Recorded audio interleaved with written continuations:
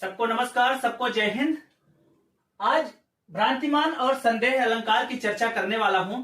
देखिए, आज हमने दो कक्षाएं हमने अलंकार पर, शब्दालंकार पर ले लिया है।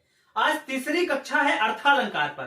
पहले थोड़ा सा परिभाषा समझ लेते हैं। परिभाषा में लिख भी रखा हूं कि काव्य में जहां अर्थों के कारण, मतलब अर्थ इतना महत्वपूर्ण हो, अर्थों के कारण काव्य में चमत्कार उत्पन्न होता है, वहां अर्थालंकार होता है। और अर्थालंकार के खूब सारे उदाहरण हैं और एक एक करके एक अर्थालंकार के जितने भी अलंकार हैं उसको हम एकदम डीप में चर्चा करेंगे। जितने भी उदाहरण है सबको हम पूछ लेंगे, हम उसको पूरा एनालिसिस कर लेंगे। देखिए, अब अलंकार सिर्फ यमक, उत्प्रेक्षा, श्लेष, रूपक, उपमा या अनुप्रास तक सीमित नहीं है। कुल मिला के 50 से 52 अलंकार हम लोग पढ़ने वाले हैं और सबको एकदम डिटेल में पढ़ेंगे। और जितने भी उदाहरण जितनी भी किताबों में हैं, एकदम हम लोग पूरे उनको खाल खोल के भूसा भर के सिल देंगे ताकि हमारा कोई प्रश्न गलत नहीं होगा। देखिए, भ्रांतिमान और संदेह, पहले हम एक सामान्य सी बात समझते हैं। मान लीजिए कि आपने एक रस्सी को देखा, एक रस्सी पड़ी थी और उसको आपने सांप समझ लिया, रस्सी को सांप समझ लिया, तो यहां पर भ्रांतिमान जो है, वहां पर भ्रांतिमान नहीं हुआ है, वहां पर केवल भ्रम हुआ है। भ्रांति अलग चीज है, भ्रम अलग अलग बात हो जाती है। देखिए, मान लीजिए वो रस्सी पड़ी थी, आपने उसको सांप समझा, ये भ्रम था। लेकिन मान लीजिए आपने एक रिएक्शन दिया उस पर, क्या कि आपने एक डंडा उठाया और आपने उसको मार दिया। जब आप उसका रिएक्शन दे देते हैं वहां पर भ्रांतिमान होता है। और देखिएगा, संदेह को समझिए, इसमें डिसीजन हो जाता है, भ्रांतिमान में डिसीजन हो जाता है, लेकिन संदेह में डिसीजन हो ही नहीं पाता है। मतलब आदमी दुविधा में रहता है, यह सांप है कि रस्सी है, अच्छे से जरा देखूं मैं ये क्या चीज है, सांप जैसा लग रहा है ये थोड़ा थोड़ा, तो इसमें डिसीजन नहीं हो पाता। लेकिन इसमें डिसीजन भी हो जाता है, लेकिन वो डिसीजन गलत निकलता है। मतलब था रस्सी और आपने समझा सांप, आप डिसीजन लेते हैं लेकिन वो डिसीजन गलत लेते हैं, और डिसीजन लेने के बाद आप एक रिएक्शन भी देते हैं, तो वो होता है भ्रांतिमान। अच्छे से ये तब समझ में आएगा जब दोनों के उदाहरण हम समझेंगे। तो देखिए, आपको हो सकता है कि यह प्रश्न किसी किताब में न मिला हो और यह प्रश्न पूछा गया है, तो कितना ये प्रश्न एकदम उत्कृष्ट उदाहरण है भ्रांतिमान अलंकार का। अगर इसको समझ लेंगे बहुत अच्छे से तो भ्रांतिमान की सारी शर्तों को, 4 शर्तें हैं ना, चारों शर्तों को हम बहुत अच्छे से समझ लेने वाले हैं। तो देखिए, बिल विचार कर नाग सुंड में घुसने लगा विषैला सांप, काली ईख समझ विषधर को उठा लिया गजधर ने आप। देखिए, नाग पर्यायवाची है हाथी की, ध्यान रखिएगा। नाग का एक मतलब तो आपको पता ही है, तो नाग हाथी की भी पर्यायवाची है। क्या होता है, एक सीन समझिएगा। एक हाथी है, वो गन्ने के खेत में रात को करीब 11-12 बजे गन्ने के खेत में गन्ना खा रहा है। ऊपर से थोड़ा सा हल्की हल्की रोशनी मिल रही है, तारों की, है ना, चंद्रमा और तारों की रोशनी है खेत में। तो वो घुस के एक गन्ना खा रहा है, और गन्ना खा रहा है तो अब खाते समय क्या हुआ कि वहां पे एक नीचे सांप था। तो क्या घटना घटती है, देखिएगा। बिल विचार कर नाग सुंड में, एक सांप जो है ना, वो सोचा, हाथी की जो सूंड थी नीचे, उसको सोचता है क्या सांप कि यार ये कोई बिल है।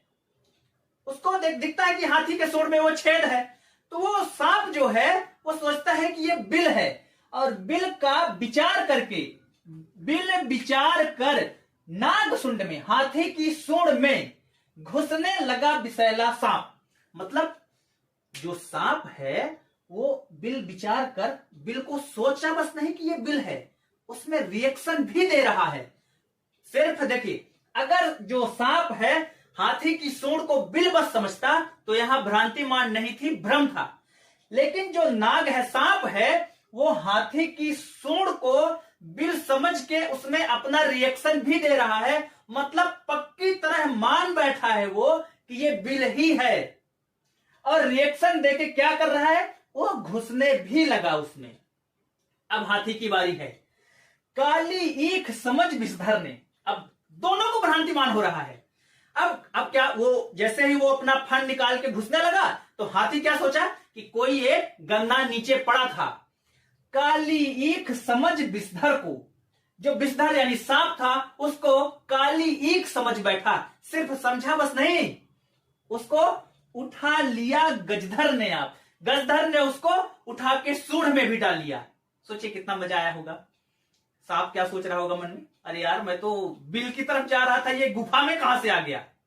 मतलब वो हाथी ने उसको उठाया और दूसरी जगह डाल दिया।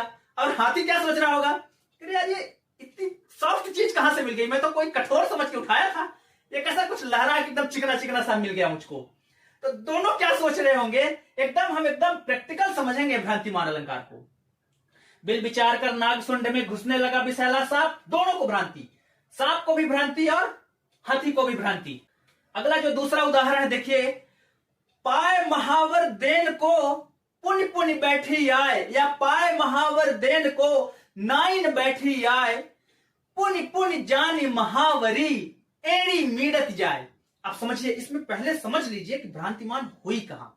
कितना उत्कृष्ट उदाहरण है, कम से कम नहीं तो 20-25 बार पूछा गया प्रश्न है ये। पाए महावर देन को नाइन बैठी आए, पुण्य पुण्य जानी महावरी एड़ी मीड़त जाए। आपको यह भी बताना है कि पुनरुक्ति प्रकाश कहां पर है। ठीक, एक अलंकार तो है ही, इसमें पुनरुक्ति प्रकाश मिल गया आपको कि पाए महावर देन को नाइन फिर आए, पुण्य पुण्य जानी महावरी एड़ी मीड़त जाए। तो देखिए, एक क्या है, नायिका के पैर बहुत सुंदर है। नायिका देखिए, बिहारी श्रृंगार रस के सर्वश्रेष्ठ कवि हैं। कितना मतलब उत्कृष्ट वर्णन किया है इसका कि एक नायिका है, उसकी उसके पैर बहुत सुंदर हैं। उसमें उसकी एड़ी एकदम रेड कलर की है। तो जो नाइन होती है ना, नाइन मतलब जो शादी ब्याह वगैरह में महावर देने के लिए पैरों में आती हैं, तो क्या हुआ, वो नाइन जो है उसके पास आके बैठती है और वो ये सोचती है कि नायिका के पैर में इसने पहले 4-5 दिन पहले महावर लगाया होगा, तो पहले मैं महावर को छुड़ा लेती हूं, फिर नए सिरे से महावर लगाती हूं। होता है ना कि जैसे नेल पॉलिश लगाना होता है तो पहले हम थिनर से नेल पॉलिश हटाते हैं, फिर नई नेल पॉलिश उसमें लगाते हैं। ठीक यही बात वो नाइन भी सोच रही है, जबकि उस नायिका के नेचुरली जो है उसकी एड़ी इतनी लाल है। तो क्या देखिए, क्या भ्रम, पाए महावर देन को नाइन फिर आए, पुण्य पुण्य जान महावरी एड़ी मिड़त जाए। अब वो उसकी पैर पकड़ती है, नायिका के एड़ी पकड़ती है और एक कपड़ा निकालती है और उसको पहले छुड़ाती है। सिर्फ उसकी एड़ी में उसको भ्रम नहीं होता है कि इसमें पहले से महावर लगा हुआ है। भ्रम बस होता तो ठीक, कपड़ा निकाल के उसको धोने भी लगती है, उसको मिटाने भी लगती है। भ्रांतिमान तो यहां है, पुण्य पुण्य जान महावरी एड़ी मिड़त जाए। बार बार वो ऐसा सोचती है कि ये बार बार इनने महावर लगा लिया होगा, इसलिए इसकी एड़ी जो है पहले मिटाती हूं फिर लगा देती हूं। तो वो रगड़ने की जो मिड़त जाए मतलब एड़ी को रगड़ना। तो ये उदाहरण भी आपको बहुत अच्छे समझ में आ गया कि मतलब उसकी नेचुरली ही एड़ी उसकी जो है नेचुरल इतनी लाल थी कि उसको भ्रम होता है कि इसने पहले महावर लगाया होगा, इसलिए मैं इसको छुड़ा लेती हूं और फिर नए सिरे से लगा देती हूं।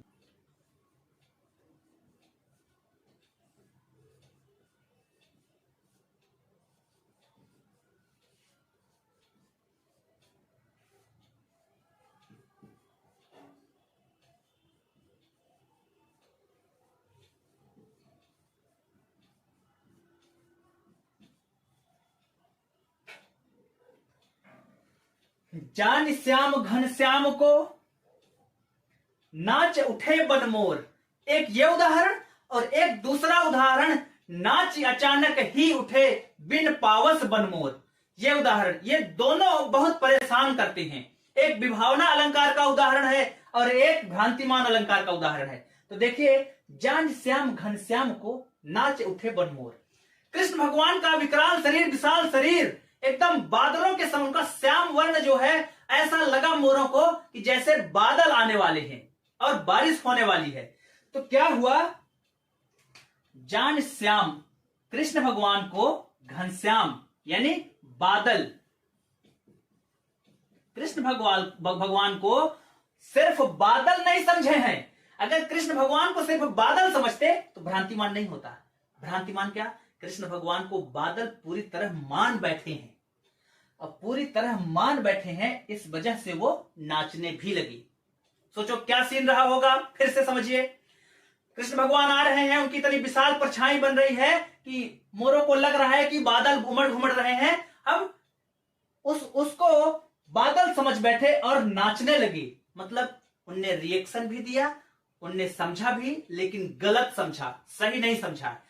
गलत समझकर उस पर रिएक्शन दे देना ही भ्रांतिमान अलंकार कहलाता है।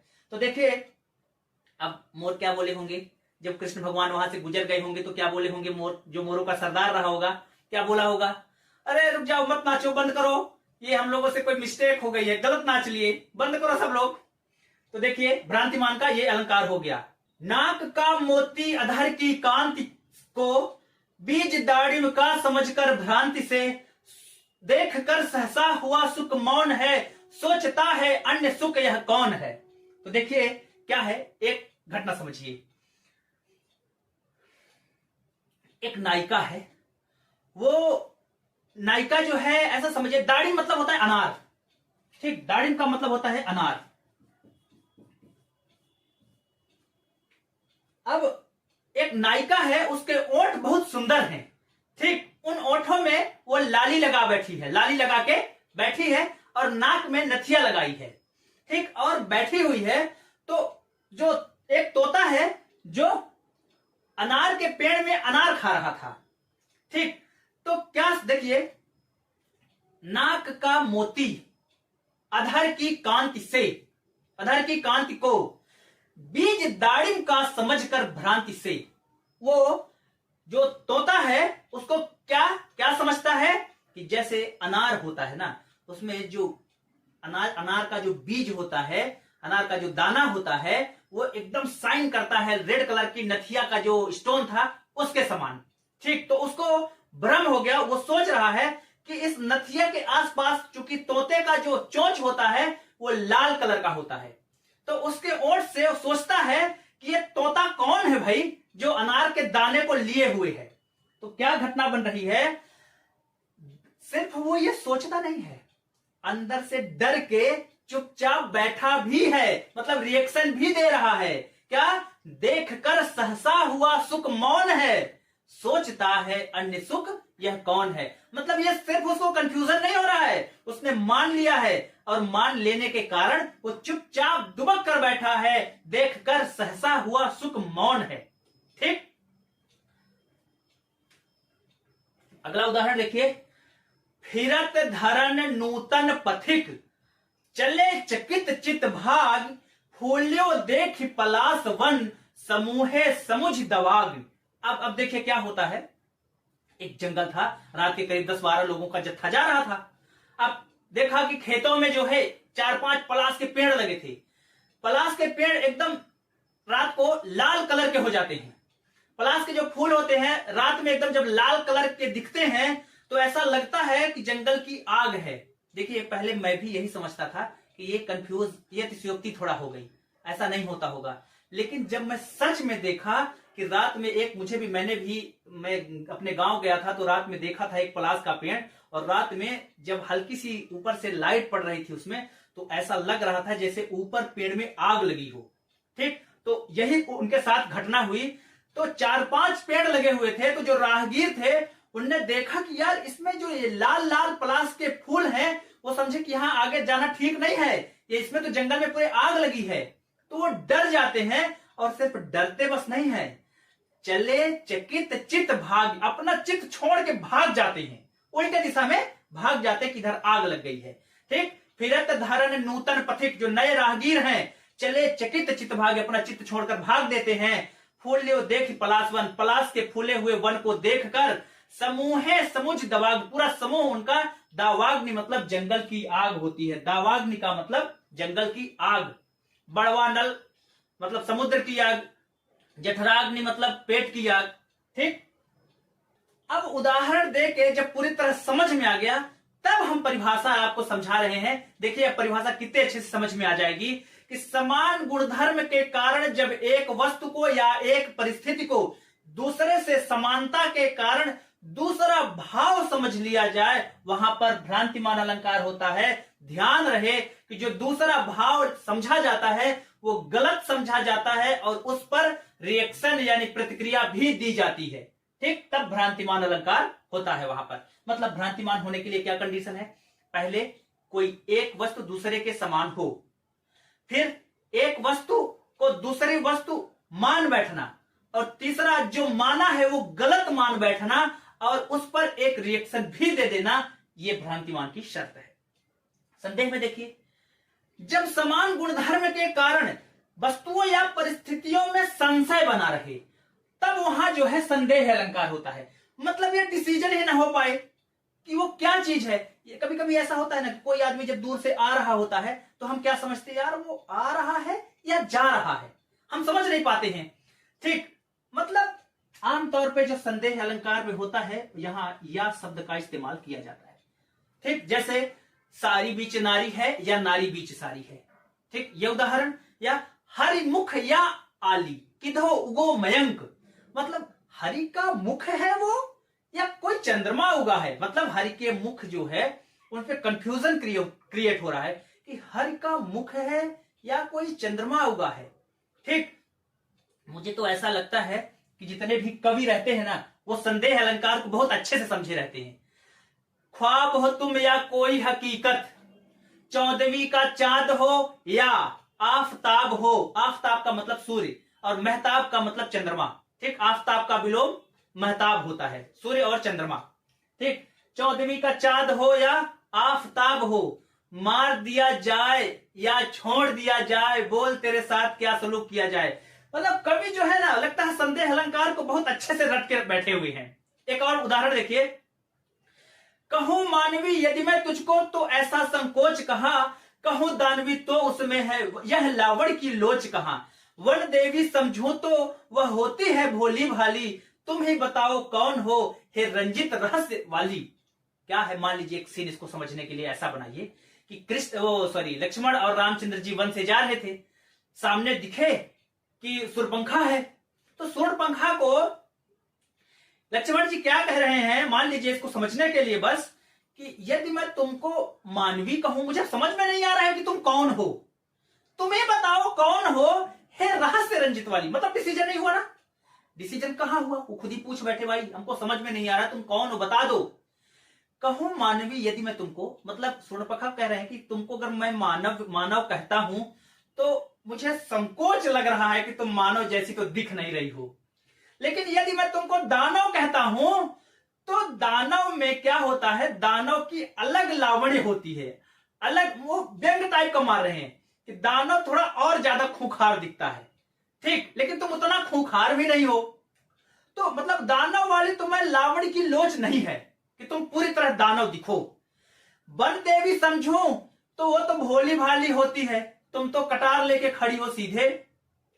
तुम बताओ कौन हो हे रंजित रहस्य वाली, मतलब एकदम दिल में छेद कर देने वाली, ऐसी रहस्य पैदा करने वाली, तुम कौन हो, हमारा दिल झन्ना गया है, खूना खच्चर हो गया है बिल्कुल, तुम बता दो कौन हो तुम, ठीक। तो खुद ही पूछ बैठे, उनको समझ ही नहीं आ रहा है। तो संदेह अलंकार में डिसीजन नहीं हो पाता है, मतलब मार दिया जाए या छोड़ दिया जाए, समझ में ही नहीं आता है। और आमतौर में इसकी उदाहरण के साथ या शब्द का प्रयोग किया जाता है। तो दो अलंकार है जो बहुत ज्यादा परेशान करता है, उसको भी एक साथ में हम पढ़ लेते हैं।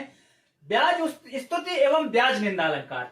देखिए, ब्याज का शाब्दिक अर्थ होता है बहाने, बहाने अर्थात, अब देखिएगा ऐसा लग रहा है, ब्याज, पहले परिभाषा बनाना सीखते हैं हम दोनों की। देखिएगा, ब्याज स्तुति मतलब लिखा है बहाने स्तुति, किसके बहाने स्तुति, तो यहां होना चाहिए निंदा, यहां शब्द डाल दो निंदा, तो निंदा के बहाने स्तुति। और इसमें लिखा है ब्याज निंदा, तो ब्याज का मतलब होता है बहाने, तो किसके बहाने, स्तुति के बहाने निंदा। तो जहां ब्याज शब्द लगा है, ब्याज का मतलब होता है बहाने। तो जब हम पढ़ते हैं तो देखिए ना, ब्याज निंदा, भाई दो ही बात होती है, या स्तुति या तो निंदा, स्तुति का विलोम होता है निंदा, है ना। तो ब्याज निंदा, तो ब्याज मतलब होता है बहाने, जब हम यहां लिख देते हैं बहाने, बहाने तो कुछ अधूरा अधूरा नहीं लग रहा है, क्या लिख देंगे आगे तो कंप्लीट हो जाएगा। तब स्तुति, निंदा तो लिखा ही है, लिख दिया स्तुति। तो स्तुति के बहाने, काव्य में जहां स्तुति के बहाने निंदा की जाती है वहां ब्याज निंदा अलंकार होता है, और काव्य में जहां निंदा के बहाने स्तुति की जाती है वहां ब्याज स्तुति अलंकार होता है।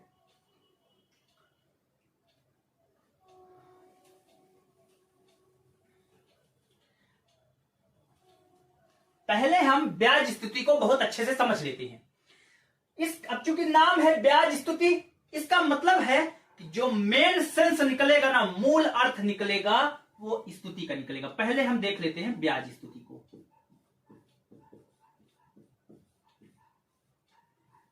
इसमें जो मेन अर्थ निकलेगा वो किसका रहेगा, स्तुति का। और शब्द कैसे रहेंगे, निंदा वाले, निंदा वाले मतलब निंदा के बहाने पूजा की जा रही है ना, स्तुति की जा रही है ना, तो भाव तो स्तुति का ही निकलेगा, लेकिन शब्द कैसे रहेंगे, निंदा वाले शब्द। ठीक, जैसे मान लीजिए गंगा जी को आप बोल रहे हो, गंगा ये तुम क्या करती हो, दुष्टों को पवित्र कर देती हो, जो भूखे रहते हैं उनका पेट भर देती हो। अरे तो ये तो अच्छा काम है ना, पापियों को पवित्र कर देती हो, टेढ़ी मेढ़ी चलती हो और पापियों को पवित्र कर देती हो, तो पापियों के पाप का नाश करना तो अच्छी बात है। ठीक, लेकिन शब्द कैसे हैं, देखो तुम टेढ़ी मेढ़ी चलती हो और ये गंदा काम करती हो, पापियों के पाप का नाश करती हो, अरे ये तो अच्छा काम है। मतलब शब्द कैसे रहेंगे, निंदा वाले, और मेन अर्थ जो निकलेगा वो स्तुति का निकलेगा। जैसे एक उदाहरण समझिएगा, निस दिन पूजा करत रहत, श्याम बूढ़ी तब रंग, जन्म जन्म के देह को छीनत है एक संग। तो समझिए, रोज रोज हम पूजा करते रहते हैं और श्याम के रंग में बूढ़े रहते हैं। ठीक, और श्याम रोज हम पूजा करते रहते हैं और श्याम के रंग में हम डूब जाते हैं, और जन्म जन्म की देह को कृष्ण भगवान तुम छीन लेते हो। तो अगर हमारे शरीर को कृष्ण भगवान या भगवान छीनते हैं तो कितनी अच्छी बात, मतलब हम स्वर्ग जा रहे हैं।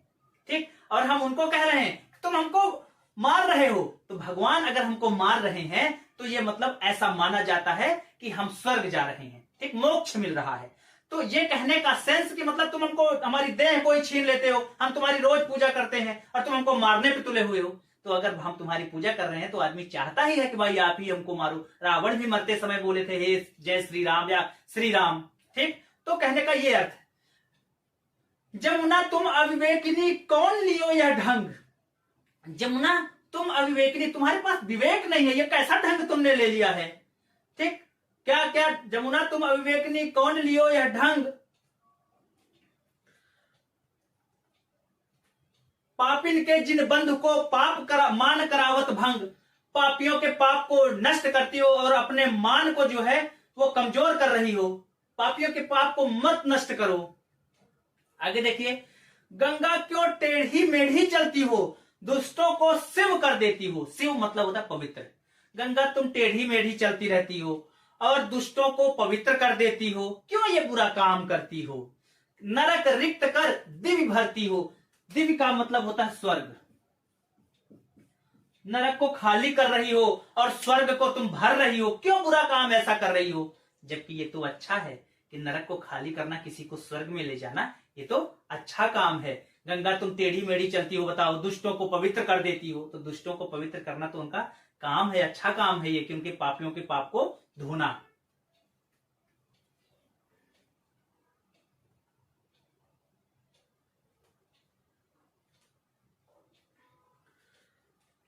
ब्याज निंदा अलंकार का देख लीजिए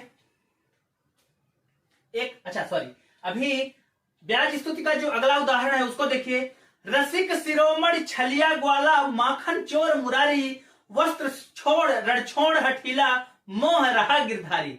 मतलब कृष्ण भगवान के जितने भी गुण हैं उनको बखान करने का जो तरीका है वो निंदात्मक है, लेकिन अंत में क्या बोल रहे हैं कि मोह रहा गिरधारी, हमको मन मोह लेता है। इतने खराब कर्म करने के बावजूद भी हम उस पर मोहित हैं, हमको मोह रहा है। रसिक शिरोमणि, रसिकों में शिरोमणि, छलिया ग्वाला, माखन चोर मुरारी, माखन को चोरी करने वाला मुरारी, वस्त्र को चुरा लिया था, याद कीजिए जब वो गोपियां नहा रही थी, वस्त्र छोड़, जरासंध ने इनको रण छोड़ भी बोला था क्योंकि कृष्ण भगवान वहां से भाग गए थे, तो रण छोड़ भी बोला, हठीला हट भी करते हैं माखन खाने के लिए, लेकिन फिर भी इतने अवगुण होने के बाद क्या बोल रहे हैं, मोह रहा गिरधारी।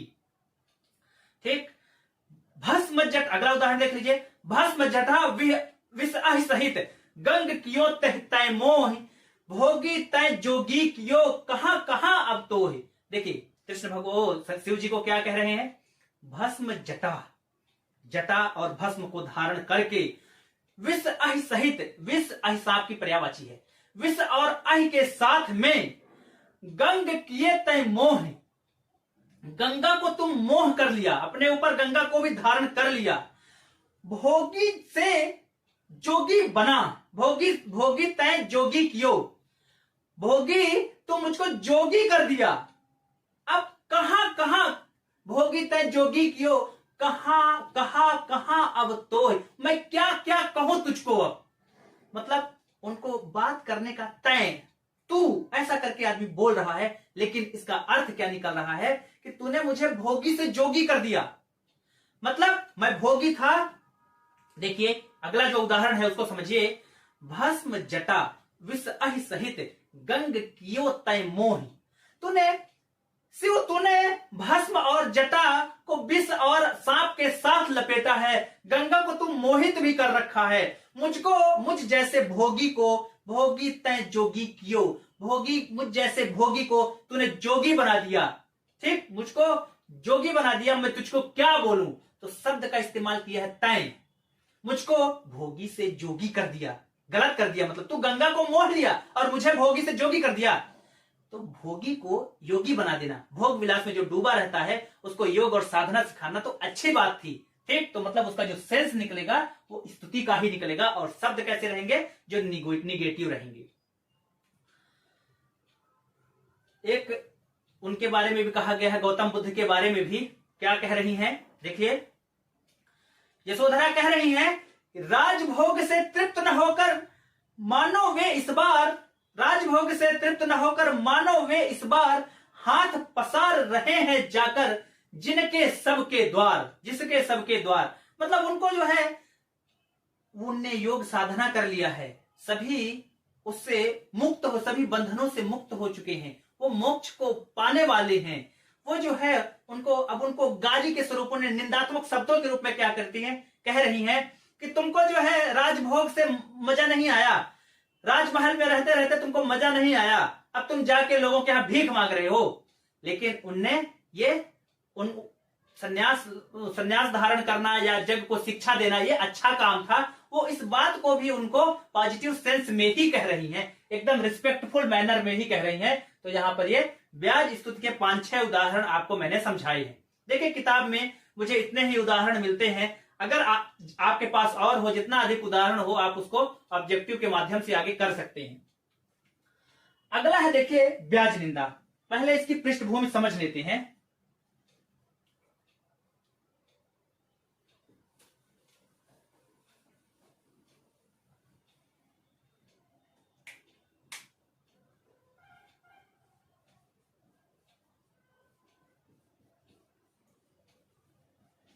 ब्याज शब्द का मतलब होता है बहाने, और यहां पे क्या जुड़ना चाहिए, स्तुति जुड़ना चाहिए। तो बन क्या गया, काव्य में जहां स्तुति के बहाने निंदा हो, मतलब क्या हो, निंदा हो, स्तुति के बहाने निंदा हो, मतलब जो मूल अर्थ निकलता है वो निंदा का निकलता है। ब्याज निंदा का मूल अर्थ निंदा का निकलता है, ब्याज स्तुति का मूल अर्थ स्तुति का निकलता है। ठीक, ब्याज का मतलब बहाने होता है, अब स्तुति के बहाने निंदा की जाए, मतलब मखमली जूते मारा जाए। ठीक, चुभे प्रशंसा तीर सी, प्रशंसा ऐसी जो तीर के समान चुभ जाए, चुभे प्रशंसा तीर सी जैसे तीक्ष्ण प्रहार, तीक्ष्ण प्रहार के समान वो प्रशंसा चुभनी चाहिए। मान लीजिए एक उदाहरण समझिएगा, कोई एक लड़का है, वो 100 नंबर में से 20 नंबर पाया, और उस शिक्षक उसको क्या कह रहे हैं, व्यंग मार रहे हैं उस पर, क्या बोल रहे हैं, आइए महाशय आइए, आप ही का इंतजार था।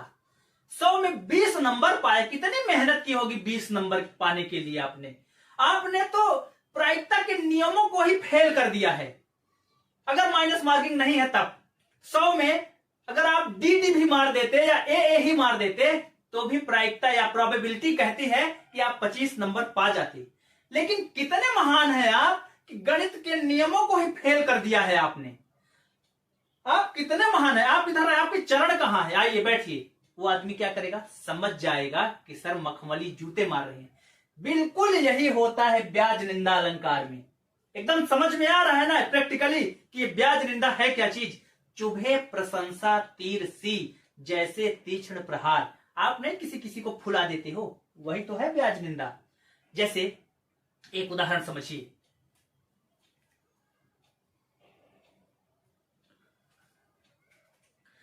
सेमर तू बड़भाग है कहां सराह्यो जाए, पक्षी कर फल आस की निस दिन सेवत जाए। पहले समझ लीजिए, मान लीजिए आपने बबूल, सेमर का एक पेड़ होता है, चलो बबूल का पेड़ समझ लो, ठीक बबूल जैसा होता है। तो बबूल के पेड़ की तारीफ की जा रही है। क्या तारीफ की जा रही है कि सेमर को मैंने रिप्लेस कर दिया बबूल से ताकि आपको समझ में आ जाए। बबूल तू बड़भाग है ना, सेमर तू बड़भाग है कहां सराह्यो जाए। अरे बबूल तू इतना भाग्यशाली है कि मैं तेरी क्या सराहना करूं। क्यों भाई, क्या किया मैंने? अरे पक्षी कर फल आस की, पक्षी जो है तेरे पास आते हैं फल खाने के लिए, फल की आशा कर तेरे पास आते हैं और भर पेट खाते भी हैं और तेरे सुंदर घनी छांव में आराम भी करते हैं। जबकि बबूल की पत्तियां इतनी छोटी छोटी, इतनी बारीक होती हैं और उसमें कांटे ही कांटे होते हैं, फल नाम का तो कुछ होता ही नहीं है। तो अब तारीफ कैसे की जा रही है? पक्षी दूर से आता है गर्मियों में, तेरे पास छाया लेता है, सुस्ताता है। अरे सुस्ताएगा कैसे जब तेरे पास छाया ही नहीं है। पत्ती ही इतनी छोटी छोटी है कि छाया देने के काबिल नहीं है और कांटे अलग से बड़े बड़े रखता है सफेद सफेद करके। अब फल तो तू हो देता नहीं है, तो क्या टोंट मार रहे हैं कि बबूल तेरे कितने भाग्य हैं, तेरा भाग्य बहुत बड़ा है रे, कितनी सराहना करूं मैं। दूर दूर से पक्षी आते हैं, तेरा फल भी खाते हैं, तेरी छाया में विश्राम करते हैं, निस दिन सेवत जाए, और रोज रोज यही करते जाते हैं। तो चुभे प्रशंसा तीर, ये प्रशंसा नहीं थी, ये उसका टोंट था जो आप लोग इस्तेमाल करते हो ना कभी कभी, हाँ दोस्तों के बीच में, वही वाला। तो ये टोंट हो गया, तो टोंट ही तो है ब्याज निंदा। आप समझिए। अब एक और, राम साधु तुम साधु सयाने, राम मातु भली मैं पहचाने।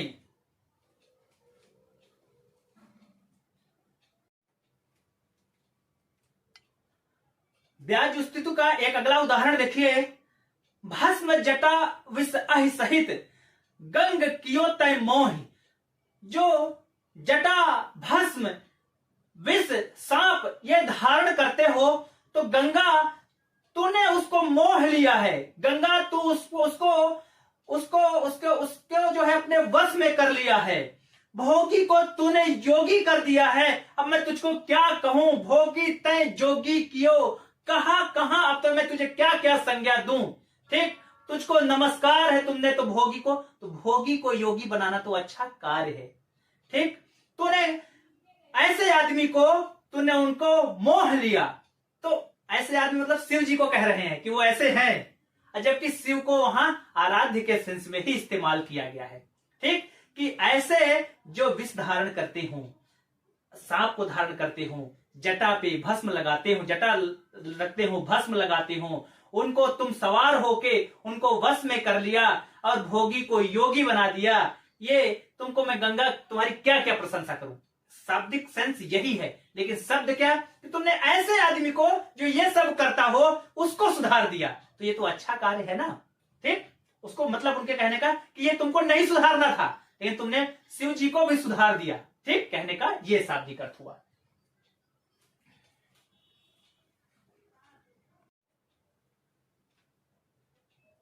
अगला उदाहरण देखिए। उधव मन न भय 10-20, एक हुतव सो गयो, श्याम रंग को आराधे ईस। और इसके नीचे वाली लाइन जो है ना हमेशा वही पूछी जाती है, क्या? तुम तो सखा श्याम सुंदर के सकल जोग के ईस। तो लाइन जो पूछी जाती है वो जरूरी नहीं कि ये दोनों पंक्तियां पूछी जाएं। आमतौर पे उदाहरण पे सिर्फ एक ही लाइन दी जाती है, वो कौन सी? तुम तो सखा श्याम सुंदर के सकल जोग के ईश। ये वाली लाइन बहुत पूछी जाती है। तो देखिए ऐसा लग रहा है कि जो गोपियां हैं वो उद्धव की तारीफ कर रही हैं, लेकिन वो व्यंग मार रही है, टोंट मार रही हैं। क्या कि उद्धव मन न भयो 10-20। कई बार सिर्फ इतना ही पूछ देती हैं। देखिए वियोग श्रृंगार का बहुत उत्कृष्ट उदाहरण है ये। सिर्फ इतना पूछा जाता है वियोग रस में, श्रृंगार रस में, उद्धव मन न भय 10-20 में कौन सा रस है? तो रस से भी यही क्वेश्चन बन रहा है, और अलंकार से क्या क्वेश्चन बन रहा है कि उद्धव मन न भय 10-20। देखो उद्धव मन जो है ना 50 नहीं है कि एक हम भक्ति भाव में लगा दे और एक कृष्ण भगवान के लगा दे। ठीक, उद्धव मन न भय 10-20, एक उद्धव एक था, वो भी कहां चला गया? श्याम की आराधना में श्याम के साथ चला गया। तुम तो सखा श्याम सुंदर, तुम तो कृष्ण भगवान के सखा हो, सभी सकल जोग, सभी योगों के मालिक हो तुम। मतलब इनके कहने का मतलब तुम कृष्ण भगवान के सखा हो, दोस्त हो, लेकिन तुम फिर भी आराधना नहीं कर पाए। मेरा एक मन था, मैं वही अपना सर्वस्व न्यौछावर कर दी हूं। तुम तो योगों के मालिक हो और तुम्हें यह पता नहीं है कि तुम भी कृष्ण की आराधना करो, ऐसा कहने का मतलब। ठीक, मतलब उनको जो है योग की भाषा, योग की विद्या गोपियों को पसंद नहीं आ रही है, तो टोंट मार रही है, कह रहे हम कृष्ण की गोपी है, तुम हमको योग की शिक्षा देने आए हो यहाँ पर। अगला देखिए, राम साध, ये प्रश्न तो बहुत अच्छा उदाहरण है। राम साध तुम साधु सयाने, राम मातु भली मैं पहचाने। कोप भवन में कैकेयी दशरथ जी से कहते हैं, क्या कहते हैं? वनवास की चर्चा चल रही है, कृष्ण भगवान रामचंद्र जी को आप वनवास भेजिए। क्या कहते हैं? दशरथ जी कहते हैं कि ऐसा अनर्थ कार्य मुझसे मत करवाओ कैकेयी। कैकेयी कहते हैं हाँ, राम साधु, राम तो साधु हैं और तुम सयाने साधु हो, तुम साधुओं के भी साधु। आदमी नहीं, सयाना शब्द आदमी पॉजिटिव सेंस के लिए नहीं इस्तेमाल करता है। ठीक, कभी कभी ऐसा भी मिल जाता है कि राम साधु तुम साधु सुजाना, ये उदाहरण भी मिल जाता है। तो क्या राम साधु तुम साधु सयाने, राम साधु है और तुम सयाने वाले साधु हो, और राम की माता को तो मैं बहुत अच्छे से पहचानती हूं, मतलब टोंट मारने के लिए, है ना। एक और उदाहरण देखिए, नाक कान बिन भगिन निहारी, क्षमा कीन तुम धर्म विचारी। अंगद जो है रावण को टोंट मार रहे हैं, क्या कि हे रावण, तुम्हारी बहन जो है नाक कान के बिना है, मुझे धर्म की शिक्षा देने वाले मुझे क्षमा कीजिए। ठीक, टोंट मार रहे हैं कि तुमने तुम्हारी बहन को नाक कान कट गया फिर भी तुम कुछ नहीं कर पाए, मुझे नाक कान बिन भगिन निहारी, क्षमा किए तुम धर्म विचारी, धर्म की शिक्षा देने वाले तुम, मुझे माफ करो। तो ये ब्याज स्तुति और ब्याज निंदा अलंकार का एक उदाहरण है। आप समझिए